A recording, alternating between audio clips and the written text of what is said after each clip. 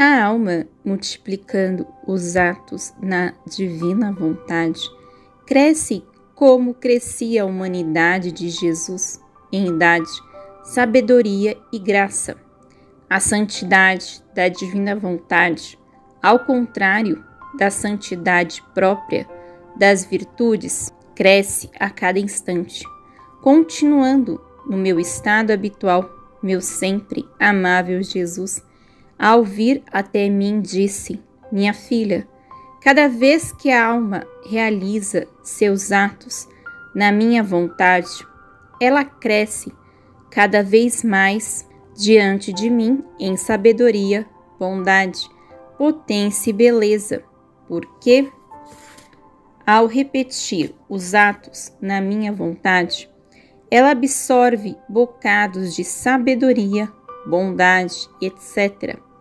E a alma cresce com esse alimento do qual se nutre. Por isso, está escrito sobre mim no Santo Evangelho, que crescia em sabedoria diante de Deus e dos homens. Como Deus, não poderia crescer nem diminuir. Meu crescimento não era senão minha humanidade, que conforme crescia em anos, multiplicava meus atos na vontade suprema, e um ato a mais que eu fazia era um crescimento a mais na sabedoria do meu Pai Celeste. E era tão verdadeiro este meu crescimento, que até as criaturas o notavam. Cada um dos meus atos fluía no imenso mar da vontade divina, e enquanto eu agia, me alimentava deste alimento celeste. Seria muito longo te falar dos mares de sabedoria, bondade, beleza, potência, que minha humanidade absorvia em cada ato a mais que realizava. Assim acontece com a alma, minha filha. A santidade na minha vontade cresce a cada instante. Não há nada que escape do crescimento e que a alma não possa fazer fluir no mar infinito da minha vontade. As coisas mais indiferentes, o sono, a comida, o trabalho, etc., podem entrar no meu querer e ocupar seu lugar de honra como obras do meu querer. Basta que a alma queira. Todas as coisas, das maiores às menores, podem ser oportunidades para entrar em meu querer, o que não acontece com as virtudes, porque se alguém quiser exercitar as virtudes, muitas vezes falta a oportunidade. Se alguém quiser exercitar a obediência, precisa de alguém que lhe dê dar ordens. E pode acontecer que por dias e semanas falte quem dê novos comandos para obedecer. E então, por maior boa vontade que ela tenha em obedecer, a pobre obediência permanecerá ociosa. Assim é com a paciência, a humildade e todas as outras virtudes. Como são virtudes deste mundo inferior, são necessárias outras criaturas para poder exercitá-las. Enquanto isso, minha vontade é a virtude do céu, e só eu basto para mantê-la em exercício contínuo a todo momento. Para mim é fácil mantê-la elevada, tanto de noite quanto de dia, para tê-la exercitada em meu querer. 14 de setembro de 1921. Jesus zombado por Herodes. As criaturas renovam essas dores. A humanidade de Jesus, com seus atos realizados em sua vontade, preparou nela um lugar para os nossos atos. 16 de setembro de 1921. Eu estava fazendo a hora da paixão, quando meu doce Jesus estava no palácio de Herodes, vestido como um louco e ridicularizado.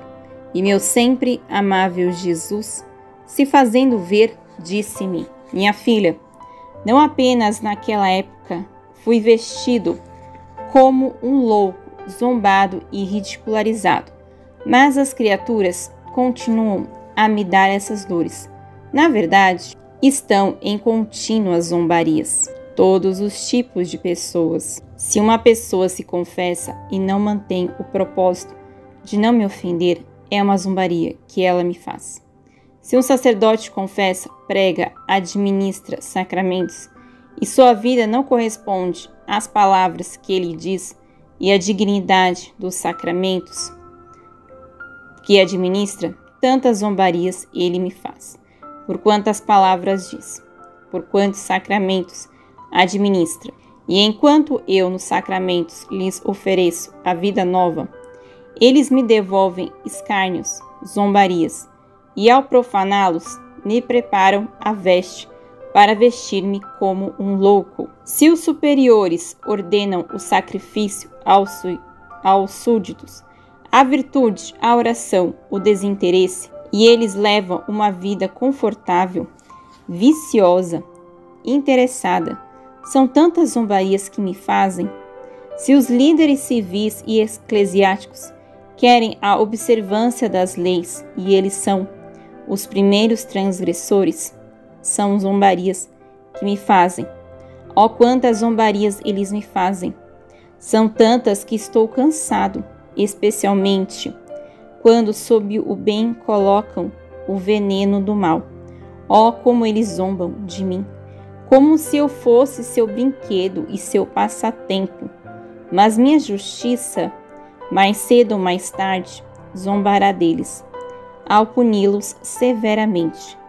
Tu rezas e reparas essas zombarias, que tanto me entristecem, e que são a causa de não fazerem conhecer quem eu sou.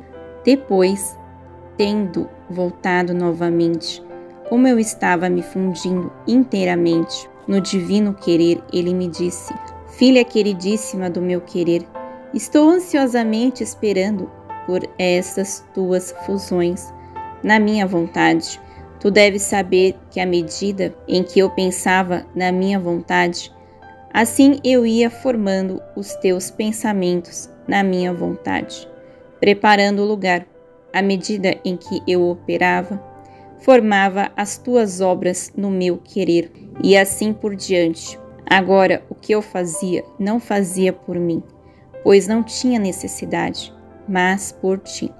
E por isso te espero na minha vontade, para que tu venhas tomar cada lugar que minha humanidade preparou para ti, e que sobre os meus moldes venha a fazer os teus. E então fico contente e recebo glória completa quando vejo tu fazeres o que eu fiz. Dor de Jesus pelo fato de seus filhos rejeitarem seus bens. Revolução entre partidos e contra a igreja. Jesus diante de Caifás. Toda dor e todo bem é um dia luminoso que se forma. 21 de setembro de 1921. Encontrando-me em meu estado habitual, meu sempre amável Jesus, ao vir, me disse: Minha filha, em que dolorosas condições as criaturas me colocam. Sou como um pai extremamente rico, que ama muito seus filhos, e os filhos extremamente ingratos. Enquanto o pai quer vesti-los, estes recusam as vestes e querem permanecer nus. O pai lhe dá comida e eles querem permanecer em jejum.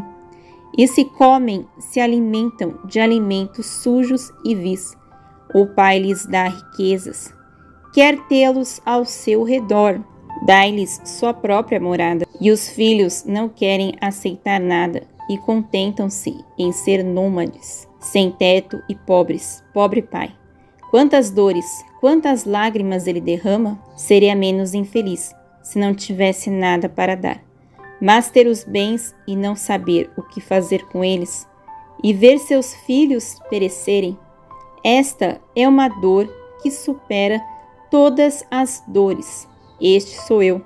Quero dar e não há quem receba, de modo que as criaturas são a causa de eu derramar lágrimas amargas e sofrimento contínuo. Mas sabes tu quem enxuga as minhas lágrimas e transforma a minha dor em alegria? Aquele que quer estar sempre comigo, aquele que recebe com amor e confiança filial as minhas riquezas, aquele que se alimenta à minha mesa e veste minhas próprias vestes. A estes dou sem medida, são meus confidentes, e os faço descansar em meu próprio seio. Depois disso, eu estava fora de mim mesma, e via surgirem novas revoluções entre partidos e partidos. E como estes serão a causa de combates maiores. E meu doce Jesus me disse: minha filha, se os partidos não se formarem, não podem ocorrer verdadeiras revoluções, especialmente contra a igreja. Porque se não houvesse partido, faltaria o elemento contra o qual se quer lutar. Mas quando este partido, que aparentemente se diz católico, são verdadeiros lobos cobertos com pele de cordeiro, causarão muitas dores à minha igreja. Muitos acreditam que com este partido a religião será defendida, mas será exatamente o oposto, e os inimigos se servirão dele para atacá-la ainda mais veemente. Depois voltei a mim mesma, e era a hora em que meu amado Jesus saía da prisão e era levado novamente diante de Caifás. E eu tentei acompanhá-lo neste mistério. E Jesus me disse: minha filha, quando fui apresentado a Caifás, era pleno dia, e era tanto meu amor pelas criaturas, que saí neste último dia diante do pontífice totalmente deformado, ferido, para receber a sentença de morte. Mas quantas penas essa sentença me custaria, e essas penas eu as convertia em dias eternos, cercando cada criatura, para que, afastando-se das trevas, cada uma encontrasse a luz necessária para se salvar e tivesse à sua disposição minha condenação à morte, para encontrar sua vida. Portanto, toda dor e todo o bem que eu fazia era mais um dia que eu dava à criatura. E não apenas eu, mas também o bem que as criaturas fazem é sempre um dia que formam, assim como o mal é a noite. Acontece como quando uma pessoa tem uma luz e há 10, 20 pessoas por perto. Embora a luz não seja de todas, mas de uma, as outras desfrutam da luz. Podem trabalhar, ler e, enquanto elas usufruem da luz, não causam nenhum dano à pessoa que a possui. Assim acontece com o agir bem. Não é somente dia para quem o faz, mas pode fazer dia para tantos outros. O bem é sempre comunicativo, e meu amor não apenas me impelia, mas concedia graça às criaturas que me amam para formar tantos dias a favor de seus irmãos, por todas as boas obras que vão realizando. Jesus é luz. Tudo o que sai dele é luz para dar vida às criaturas, mas o pecado converte o trabalho delas em trevas. Diferença entre a santidade da divina vontade e das virtudes é como viver no mar ou na terra. 28 de setembro de 1921. Prosseguindo em meu estado habitual, meu sempre amável Jesus se mostrava próximo a mim, com o coração todo em chamas, e de cada palpitar que seu coração emitia, saía uma luz. Essas luzes me cercavam por completo e se difundiam por toda a criação. Fiquei surpresa com isso, e Jesus me disse: minha filha, eu sou a luz eterna, e tudo o que sai de mim é luz. Então, não é apenas o meu palpitar que emite luz, mas cada pensamento meu, respiração, palavra, passo, cada gota do meu sangue, é luz que emana de mim, e ao se difundir em meio às criaturas, se substitui a vida de cada uma delas, desejando a correspondência de suas pequenas luzes, pois elas também são luz, tendo sido também emanadas da minha própria luz. Porém, o pecado converte em trevas o agir da criatura. Minha filha, amo tanto a criatura que a concebi em meu sopro e a pari em meus joelhos para fazê-la repousar em meu seio e mantê-la segura. Mas a criatura me escapa e, não sentindo-a em meu sopro, nem encontrando-a em meus joelhos, meu sopro a chama continuamente e meus joelhos estão cansados de esperá-la. Eu vou buscando-a por todos os lados para tê-la de volta para mim. Ah, em quais apertos de dor e de amor me colocam as criaturas. Portanto, após isso, ouvi falar sobre a humildade. E estou convencida de que esta virtude não existe em mim, nem jamais penso nisso. E quando veio meu doce Jesus, contei-lhe minha aflição, e ele me disse: minha filha, não temas, eu te criei no mar, e quem vive no mar não entende a terra. Se perguntasse aos peixes como é a terra, como são seus frutos, plantas, flores, se tivessem razão, responderiam: nascemos no mar, vivemos no mar, água nos nutre. E se os outros se afogariam, nós, ao contrário, nadamos. O mar nos dá, e se o sangue gelaria nas veias dos outros seres, em nós gera calor. O mar é tudo para nós. Serve de quarto, de cama. Caminhamos, somos os únicos sortudos que não precisam se esforçar para encontrar comida. Tudo o que queremos está pronto à nossa disposição. Portanto, podemos falar do mar, não da terra. A água sozinha nos serve de tudo e encontramos tudo nela. Se ao contrário, se perguntasse aos pássaros, estes responderiam: conhecemos as plantas, as árvores, as alturas das árvores, as flores, os frutos. Diriam: quanta dificuldade tem para encontrar uma semente para se alimentar, um esconderijo para se proteger do frio, da chuva. Aquele que vive na minha vontade é semelhante ao mar. Aquele que segue o caminho das virtudes é semelhante à terra. Portanto, vivendo tu no mar da minha vontade, não é surpresa que apenas minha vontade te baixe para tudo. Se a água serve e desempenha tantas funções diferentes para os peixes de alimento, calor, cama, quarto, tudo isso pode fazer de forma mais maravilhosa a minha vontade. Inclusive, na minha vontade, as virtudes são encontradas em grau mais heróico e divino. Minha vontade absorve tudo e liquefaz tudo em si mesma, e a alma fica absorvida na minha vontade. Dela se alimenta, nela caminha, somente ela conhece e lhe basta para tudo. Pode-se dizer que entre todos é a única sortuda que não precisa mendigar um pão, não, mas a água da minha vontade a inunda, por cima, por baixo, à direita e à esquerda. E se ela quiser o alimento, come. Se quiser a força, encontra. Se quiser dormir, encontra a cama, mais macia para descansar. Tudo está pronto à sua disposição.